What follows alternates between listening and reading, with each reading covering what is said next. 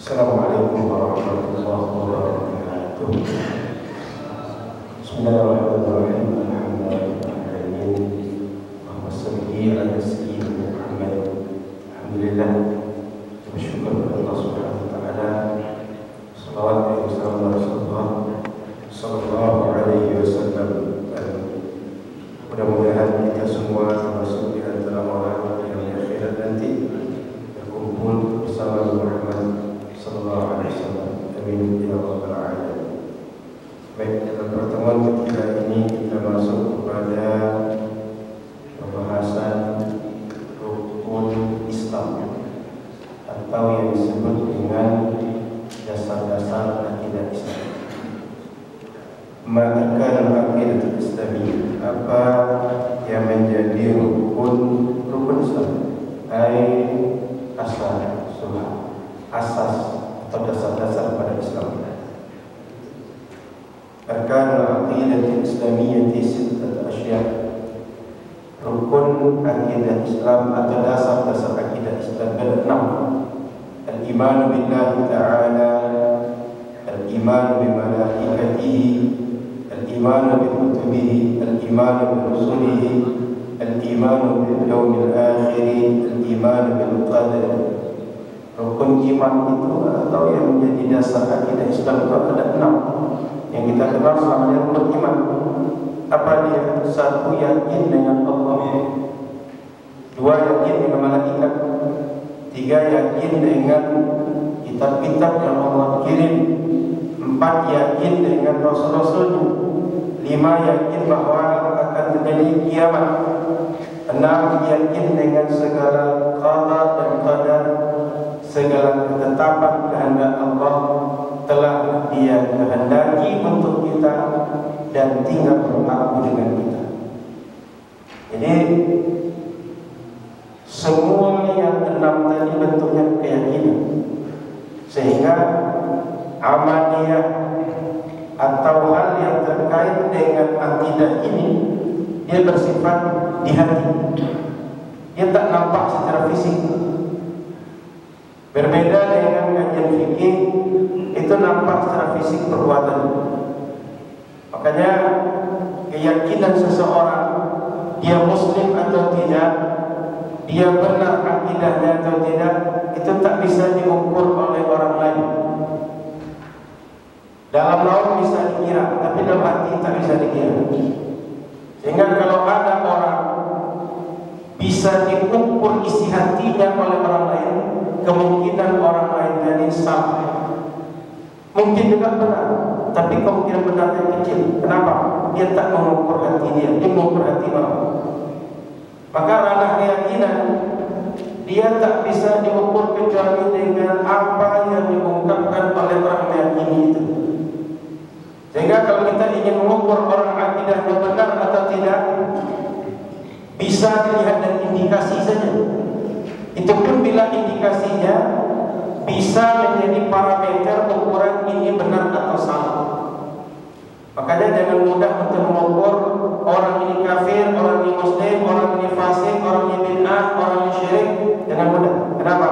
Jangan-jangan nampak fisiknya, nampak pekerjaan lahirnya dia salah, tapi pada sesungguhnya dia benar. Cuma nampak kita. Dan kadang-kadang kita nampak sesuatu itu tak komprehensif. Kita nampak baru satu sisi, belum nampak keseluruhan. Lalu menghukumi dengan yang sebagian, maka yang menghukum yang salah, bukan yang dihukum yang salah. Maka para sahabat yang dirahmati Allah Subhanahu wa taala, kalau seandainya ada orang ziarah kubur, lalu dia berdoa di kubur, jangan mudah bilang orang itu dia syirik dengan berdoa itu. Kenapa? Orang Islam selama berdoa pasti minta pada Allah. Tak ada yang tidak. Jangankan meminta di masjid, di kamar mandi saja, kalau keluar doanya minta kepada Allah. Asal Islam. Masuk ke hutan, naik kendaraan, di laut, di darat, di udara, di mana saja asal dia muslim, doanya pada Allah. Gimana orang doa pada Allah dibilang syirik? Apalagi tidak tahu apa yang doakan orang itu. Ziarah kubur tidak pernah, tapi orang ziarah kubur Menghukumi dari mana? Indikasinya apa? Gak tahu isi hati orang, gak dengar doa orang, lalu tuduh orang syirik.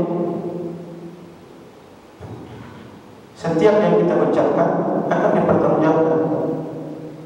Menuduh orang syirik, menuduh orang kafir, siap-siap nanti ditanya Allah, kenapa bilang dia syirik, kenapa bilang dia kafir. Kita kalau bilang orang kafir, sementara dia tidak kafir, kalau kafir itu balik kepada kita. Karena kalau kita nyatakan orang kafir, berarti dia dikeluarkan dari Islam. Sementara kita sama dengan dia. Kalau kita keluarkan dia, sementara dia tak keluar, berarti kita yang keluar. Kita ini sama semua. Tapi orang hukumnya berbeda, rupanya kita berbeda. Berarti kita akan membedakan diri dari dia. Makanya orang kalau menuduh orang lain kafir, padahal dia tidak kafir, karena kafir itu balik kepada dia. Semua macam orang kita menyebut, tunjuk satu tapi empat terkait. Maka hati-hati menuduh orang. Semua yang menjadi rukun iman, baik yang pokok ataupun yang usul teori dalam akidah, bentuknya keyakinan di hati. Tak mudah menghukumi orang kafir dengan perbuatan fisik dia. Tak mudah menghukum syirik dengan perbuatan fisik dia. Maka hati-hati betul. Lebih baik banyak-banyak dia menyerahkan wallahu a'lam daripada awak tak tahu tapi sok tahu. Biasanya orang sok tahu itu karena tahunya sedikit. Orang semakin banyak tahu makin banyak diam. Makanya kata orang Melayu, padi makin berisi dia makin merunduk. Tapi tong makin kosong dia makin nyaring bunyi ketika ditokok. Air makin dia datang makin kuat beriaknya, tapi makin dia dalam makin tenang airnya. Jadi kalau ada orang mudah menghukumi bid'ah, kafir, syirik, musyrik, kemungkinan dia baru sadar, baru tobat, baru belajar, baru hadir 1-2 kali pengajian, bukan orang alim yang seperti itu. Lanjut dalam bahasan poin pertama dari 6 keyakinan tadi. Al-mab'ats al-awwal fil iman billahi ta'ala. Dari 6 rukun iman tadi, pembahasan pertama tentang rukun iman. Kaifal iman billahi iman. Bagaimana cara kita atau bagaimana maksudnya beriman kepada Allah secara umum, secara global saja. Artinya tak didetailkan mesti begini spesifik, tak. Tapi secara umum bagaimana sih? Bila orang bersikap seperti itu dia disebut dengan mukmin. Gimana sih? Wa an na'taqida anna Allah muttasifun bi jami'i sifatil kamal wa munazzahun 'an jami'i sifatil nuqsan. Orang kalau beriman kepada Allah, dalam hatinya ada keyakinan. Keyakinan apa? Bahwa Allah memiliki segala sifat kesempurnaan dan dia suci, dia bersih, dia bebas dari segala sifat kekurangan. Jadi kalau semua kita meyakini bahwa Allah bersifat sempurna, benar iman kita.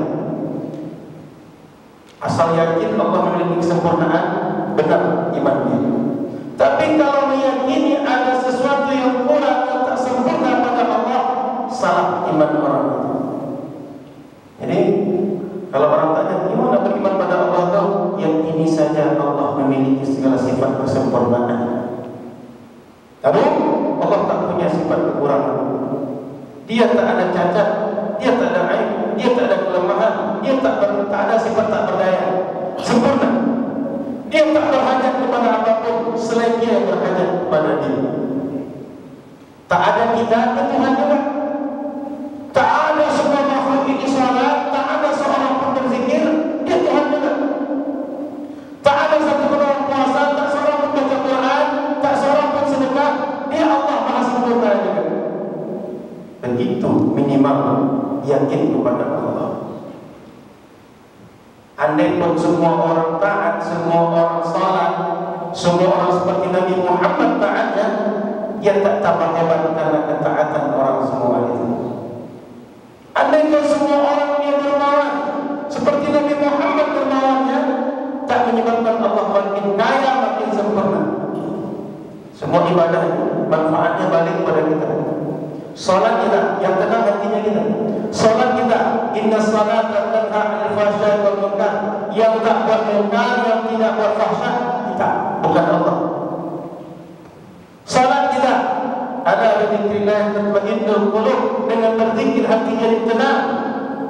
Yang tenang hati kita, bukan hati Allah.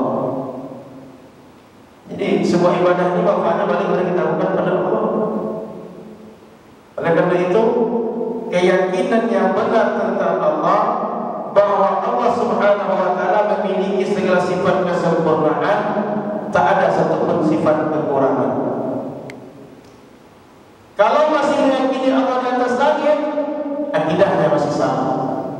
Kalau masih meyakini Allah di atas aras, akidahnya salah. Kenapa? Allah tidak berhajat dengan apapun. Tak ada langit dia sudah wujud, tak ada aras dia sudah wujud. Langit dan aras itu tak ada kalau dia terciptakan. Makanya orang yang meyakini Allah di atas langit, di atas aras adalah mujassimah, firqah sesat dalam kajian sekte-sekte di dalam Islam. Lalu yang kedua, kaifal imanu billahi ta'ala tafsilan. Bagaimana mengimani kepada Allah yang lebih spesifik sehingga kita betul-betul disebut beriman kepada Allah. Wa an na'taqida anna Allah ta'ala mawsufun bil wujud wal qila wal baqa wal mukhalafatu lil hawadith wal qiyam bi nafsihi wal wahdaniyah wal hayat wal ilm wal qudrah wal iradah was sam' wal basar wal kalam wa annahu hayyun 'alimun qadirun muridun sami'un basirun mutakallimun. Allah bersifat dengan 20 sifat wajib. Apa artinya 20 sifat wajib? Sifat yang pasti ada pada Allah. Bukan dia mesti memiliki, kalau dia memiliki dia berpahala, atau tak memiliki dia berdosa. Bukan itu. Kita perlu dudukkan serta ilmu dengan istilah masing-masing. Apabila disebut dia berpahala, dikerjakan, ditinggalkan berdosa, itu wajib dalam fikih. Tapi wajib dalam akidah artinya pasti. Mustahil dalam akidah artinya pasti tidak. Kalau jaiz dalam akidah bisa iya, bisa tidak. Tapi jaiz dalam akad muamalah, akad ini bisa putus sepihak. Maka setiap ilmu itu masukkan dalam istilahnya masing-masing. Jangan di cross. Wajib meyakini bahwa Allah pasti memiliki sifat 20. Sifat 20 ini adalah sifat yang mudah dipahami oleh setiap muslim tentang sifat Allah. Bukan dibatasi 20. Tadi sudah dibilang yang pertama, sifat Allah itu semua sifat menunjukkan kesempurnaan. Tapi kita tak bisa mengukur yang mana sifat Allah yang menunjukkan kesempurnaan. Sebab semua sifat Allah tak bisa kita tahu. Hanya dia yang tahu sifat dia sesungguhnya. Tapi sifat yang dia kabarkan di Al-Quran dan hadis Nabi oleh para ulama ketika disimpulkan, ada 20 yang pasti sifat itu bagi Allah. Mana 20 yang pasti itu? Pertama, wujud. Allah pasti ada. Tidak masuk akal. Ciptaannya ada tapi penciptanya tidak ada. Enggak masuk akal. Quran 30 juz ada tapi yang berfirman tidak ada. Enggak masuk akal. Nabi ada 25, Nabi dan Rasul 25, Nabi sebanyak 140, sebanyak 140.000, kemudian Rasul sebanyak 313. Tapi penciptanya, pengutusnya tidak ada. Enggak masuk akal. Malaikat ada tapi pengutus malaikatnya ada. Enggak masuk akal. Maka kalau makhluknya ada, pencipta makhluk pasti ada. Maka sifat Allah pertama, pasti dia wujud. Apa arti mana wujud itu? Allah pasti ada. Yang kedua, qidam. Adanya Allah sebelum segala sesuatu ada. Kenapa? Dia pencipta, dia Tuhan. Kalau dia pencipta, sebelum semua ciptaan ada, dia wujud duluan. Sama kayak ibu-ibu, kalau dia masak bakwan, dia masak bakwan pasti ada sebelum bakwan itu ada. Gak mungkin bakwan itu sudah ada tapi tukang goreng bakwan itu ada. Maka sifat Allah kedua pasti tidak. Dalam bahasa Al-Quran, huwal awwalu, dia yang awal. Wal awwal wal akhir wal zahir wal batin. Wal awwal, dia yang awal.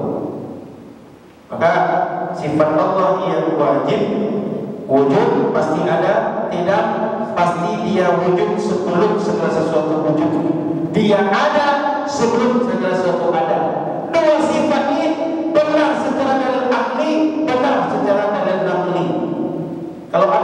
mengingkari dua sifat ini bisa kafir orang itu.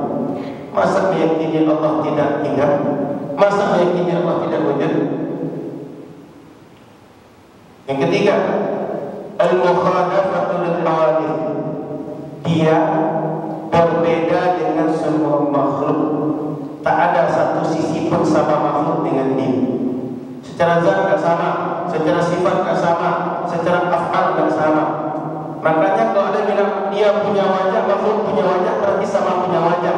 Tak sesuai dengan sifat Allah. Kalau bilang Allah punya mata, makhluk punya mata, berarti sama. Tak sesuai dengan Allah. Oh, mata Allah beda dengan mata kita, berarti sama-sama punya mata. Yang beda cuma bentuk mata. Berarti masih menyamakan Allah dengan yang lain. Berarti tidak beriman dengan laisa kamitslihi syai'un wa huwas samiul basir. Tidak beriman dengan lam yalid wa lam yulad wa lam yakul lahu kufuwan ahad. Makanya dalam keyakinan Ahlussunnah wal Jamaah tidak meyakini Allah punya mata, Allah punya tangan. Kenapa? Itu organ semua. Yang organ itu punya makhluk. Allah bukan makhluk, Allah pencipta makhluk. Maka Bapak Ibu rahmat Allah Subhanahu wa taala, sifat Allah yang pasti dia beda dengan kita, beda dengan semua makhluk yang ada yang sama. Sehingga Allah itu dia tidak berhajat dengan apapun. Dia tidak pernah tidur, dia tak pernah lupa. Dia tidak pernah komplain apapun. Beda dengan kita. Kita cukupkan tinggal di pekan-pekan selanjutnya. Kita lanjutkan sifat 20 di satu persatu insyaallah. Kepada rahmat Allah Subhanahu wa taala, sebelum saya tutup, orang-orang tertutup dari ilmu sehingga tak masuk ilmu ke hatinya. Menurut para ulama minimal ada dua sebab. Satu, sombong. Dua, malu. Malu bertanya. Sombong tak mau menerima ilmu. Kalau ada di hati kita dua ini, jangan pernah berharap dapat ilmu. Capek duduk mendengarkan pengajian akan dapat ilmu.